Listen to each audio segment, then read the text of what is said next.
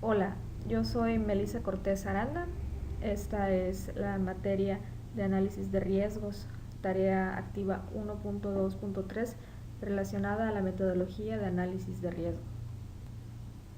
El análisis de riesgo es el estudio de las causas de las posibles amenazas y probables eventos no deseados y los daños y consecuencias que éstas puedan producir.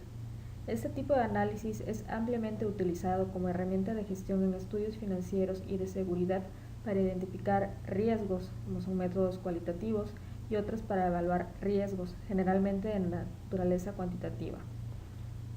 El primer paso del análisis es identificar los activos a proteger o evaluar. La evaluación de riesgos involucra comparar el nivel de riesgo detectado durante el proceso de análisis con criterios de riesgo establecidos previamente. La función de la evaluación consiste en ayudar a alcanzar un nivel razonable de consenso en torno a los objetivos en cuestión y asegurar el nivel mínimo que permita desarrollar indicadores operacionales a partir de los cuales medir y evaluar. Los resultados obtenidos del análisis van a permitir aplicar algunos de los métodos para el tratamiento de los riesgos, que involucra identificar el conjunto de opciones que existen para tratar los riesgos, evaluarlos, preparar planes para ese tratamiento y ejecutarlos. La metodología para la evaluación de riesgos es el paso preliminar a la evaluación y consiste en preparar una lista de actividades en trabajo agrupadas de forma racional y manejable. A título de ejemplo, las actividades se pueden clasificar en áreas externas a las instalaciones de la empresa, etapas en el proceso de producción o en el suministro de un servicio, trabajos planificados y de mantenimiento, o bien como tareas definidas. Seguidamente se deberá obtener para cada una de las actividades el máximo de información posible, como por ejemplo, tareas a realizar, su duración y frecuencia, lugares donde se realiza el trabajo, quién realiza el trabajo, tanto permanente como ocasional, otras personas que pueden ser afectadas por las actividades del trabajo, como por ejemplo visitas, subcontratistas, etc. Formación de los trabajadores sobre la ejecución de las tareas, procedimientos escritos de trabajo o permisos de trabajo, entre un sinnúmero más de actividades. En la identificación de peligros, una vez obtenida la anterior información, se pasará a la identificación de los peligros que pueden actuar sobre cada uno de los trabajadores en cada una de las actividades. Para llevar a cabo la identificación que habrá que preguntarse si existe una fuente de daño, qué o quién puede ser dañado, cómo puede ocurrir el daño. Con objeto de ayudarse en el proceso de identificar los peligros, es útil el categorizarlos en distintas formas, como por ejemplo por temas, mecánicos, eléctricos, incendios, explosiones, radiaciones, sustancias, etc. Estimación de riesgo quiere decir que, para cada uno de los peligros identificados, se deberá estimar el riesgo, determinando la severidad del daño o las consecuencias y la probabilidad de que ocurra el daño. Para determinar la severidad del daño se deberá de considerar lo siguiente: partes del cuerpo que se vean afectadas, naturaleza del daño, etc. Valoración del riesgo quiere decir que se debe de contar con un esquema que permite determinar los niveles de riesgo, formando la base para decidir si se requiere mejorar los controles existentes o implantar unos nuevos, así como determinar el tiempo de actuaciones. El plan de control de riesgos es el resultado de una evaluación de riesgos. Aquí se determina si es necesario aplicar o mejorar los controles de riesgos. Será necesario contar con un buen procedimiento para planificar la implementación de medidas de control cuando sea preciso. El método de control que se tome deberá tener en cuenta los siguientes principios: combatir los riesgos de su origen, adaptar el trabajo a la persona, en particular en lo que respecta a la concepción de los puestos de trabajo, así como la elección de los equipos y métodos de trabajo y de producción, con miras a un particular y atenuar el trabajo monótono y repetitivo y a reducir los efectos del mismo sobre la salud.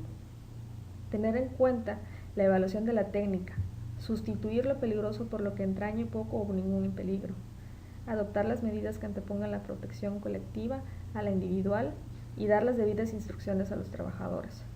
Por último, tenemos la revisión del plan de actuación, que debe de revisarse antes de su implantación, considerando si los nuevos sistemas de control de riesgos conducirán a niveles de riesgo aceptables, si los nuevos sistemas de control han generado nuevos peligros y la opinión de los trabajadores afectados sobre la necesidad y la operatividad de las nuevas medidas de control.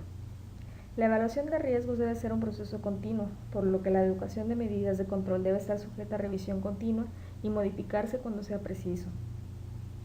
Así, si cambian las condiciones de trabajo y con ello varían los peligros, habrá de revisarse la evaluación de riesgos. Las distribuciones de probabilidad son fuentes de información para cuantificar la incertidumbre en variables aleatorias como series de datos y la opinión de expertos. Para la selección de las funciones de probabilidad, una vez identificadas las variables de riesgo que afectan el plan de la empresa realizado por cualquier persona, nos interesa conocer cuál es el comportamiento de dichas variables, es decir, cuál va a ser su rango de variación para cada uno de los periodos de proyección. Para ello es necesario identificar la función de probabilidad que se asocia a cada una de las variables afectadas por el riesgo, es decir, la función que explica y refleja el comportamiento de la variable de riesgo definida por la persona. En los casos de estudio nos ocupamos con la distribución de probabilidades discretas. Esta es una variable aleatoria representada mediante una distribución discreta de probabilidad que puede tomar un valor de entre un conjunto de valores, cada uno de los cuales tiene asignada una determinada probabilidad de ocurrencia. Las continuas. Es una variable aleatoria representada mediante una distribución continua de probabilidad. Puede tomar cualquier valor dentro de un rango determinado. Algunas otras distribuciones de probabilidad son no limitadas, limitadas, parcialmente limitadas, paramétricas, no paramétricas, subjetivas, uniforme, triangular, beta-per, histograma general, acumulada y distribuciones a partir de opinión de experto. AMEP es el análisis de modo del efecto de falla, Failure Mode and Effect Analysis, de sus siglas en inglés. Este es un acercamiento sistemático utilizado para examinar errores potenciales y prevenir su ocurrencia. El AMEP es aplicado generalmente durante las etapas iniciales de un proceso o diseño de un producto. La lluvia de ideas se utiliza para determinar modos de falla potenciales, sus causas, su severidad y su probabilidad de ocurrir. RPN es el índice prioritario de riesgo. Es el producto de la severidad S, la ocurrencia O y la detención D, dando la siguiente función. El valor del RPN está entre 1 y 1000. El RPN puede ser utilizado de acuerdo al principio del Pareto o puede ser comparado con criterios objetivos basados en pérdida económica. Se debe tener un experto cuidado para asegurar que los criterios objetivos o bien umbrales no influyan en las entradas anteriores de la MEF. Este es un ejemplo de MEF que encontré en la red y trata de lo que se lleva a cabo en una planta productora de cubiertas de piel para vestiduras de automóviles. Como se observa, los valores más altos del RPN resultan en las últimas dos situaciones, que es en donde se tendrá que poner análisis para reducir este índice, haciendo las acciones correctivas y dándoles el seguimiento adecuado. Son las que se refieren hacia iluminación y vista. De las dos preguntas, parte de la tarea, tenemos la número 1. Wensi y Canistra sugieren el uso de situaciones discretas en lugar de funciones continuas para identificar las variaciones de los factores de riesgo. La opinión que merece esta sugerencia es que si estos dos autores afirman que para proyectos multidisciplinarios de alta tecnología no hay una función para la estimación continua del riesgo que pueda ser analizada por métodos matemáticos habituales y con consecuencias proporcionadas al riesgo dentro de un rango específico. Hay una función de riesgo discreta, con límites bien especificados y con consecuencias muy pesadas si se exceden los límites de riesgo. La pregunta número 2 dice, los autores Burrows y Giuntina establecen que la asignación de probabilidades a determinados ítems del proyecto a menudo no son los conductores del riesgo del proyecto. Los autores se refieren a una desventaja importante de las técnicas de los análisis de riesgos, y esta es que los elementos de estimación para el que se asignan las distribuciones de resultados probables no son en sí mismos los conductores de riesgo. Esto se basa en que el análisis de riesgos requiere más tiempo y recursos para poner en práctica en comparación con los porcentajes predeterminados o el juicio de un experto, del que veníamos hablando antes. La complejidad para sacar probabilidades también permite que los resultados sean fáciles de manipular, por lo que los resultados son a menudo incompatibles.